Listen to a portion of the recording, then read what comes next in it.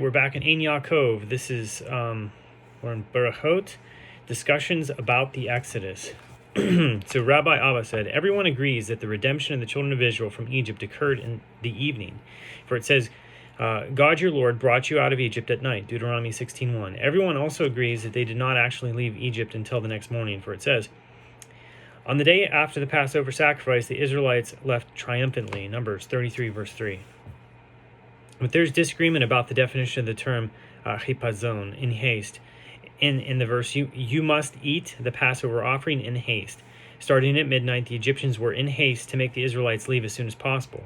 With all the firstborn dying, and in the morning the Israelites were in haste to leave. The question is, whose haste? Is the verse referring to? Rabbi Elazar ben Azariah says it refers to the haste of the Egyptians to make the Israelites leave. Rabbi Akiva says it refers to the haste of the Israelites in the morning when they wanted to depart. We have also learned a Braita that conforms with this. It is written, God your Lord brought you out of Egypt at night. But did they actually leave at night? Did they not in fact leave in the morning? As it says, on the day after the Passover sacrifice, the Israelites left triumphantly. This teaches you that the redemption really took effect the evening before when the Egyptians urged the Israelites to leave, but they did not listen to them and did not leave until the next morning in compliance with God's instructions. It says, God said to Moses, please speak discreetly to the people and tell them to take gold and silver things from the Egyptians when they leave. Exodus 11, verse 2.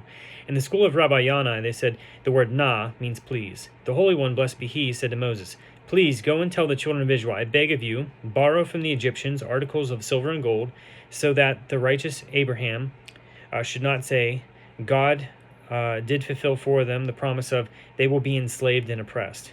Genesis 15, verse 13. But the other part of that promise, that they will then leave with great wealth, he did not fulfill for them. When Moses told this to the children of Israel, they replied, what? You want us to take silver and gold? We would be happy if we could just leave ourselves. The Gemara gives a parable. You can compare it to a person who is locked up in a prison, and people tell him tomorrow they will release you from prison and give you a lot of money. And he answered them, please, just let me go free today. I don't ask for anything else. Excuse me.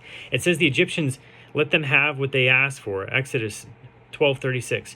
Rabbi Ami says this teaches you that the borrowing was done by force. Some say it was the Egyptians who were forced to lend it to them. Others say, no, it was the Israelites who were forced to borrow from the Egyptians. Those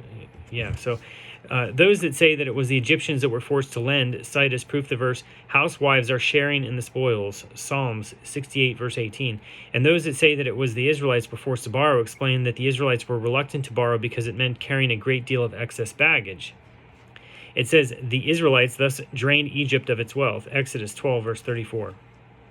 Rabbi Ami comments, this teaches you that they left Egypt empty, like a bird trap without corn for bait. A trap without bait will be empty. Reish Lakish said, they left Egypt empty like the bottom of the sea, where there are no fish, according to Rashi. It says, God said, I will be what I will be, Exodus 3:14. God's name implies a double promise of divine presence. The Holy One, blessed be he, said to Moses, go and tell Israel, I was with you during the servitude where you were enslaved in Egypt, and I will be with you during the servitude of the other exiles. Moses replied, why not deal with the evil when its time comes? Why mention other exiles? Let's cross that bridge when we come to it. God answered, you are right. Go and tell them, I will be sent me to you. Exodus 3:13. And do not say, I will be who I will be sent me. When he challenged the false prophets Baal, Elijah prayed that fire should descend from heaven to prove that he was God's true prophet. He said, answer me, O God, answer me. 1 Kings 18:37. Rabbi Abahu said, why did Elijah say twice, answer me? The 2 times answer me teach you that Elijah said to the Holy One, blessed be he, master of the universe, first answer me that a fire should come down from heaven and consume whatever is on the altar. And answer me again that the people should not say that the fire was produced through witchcraft. For it says, you have turned their hearts backward. 1 Kings 18:37. You caused the people to be blind in your presence. Now make them perceive your presence.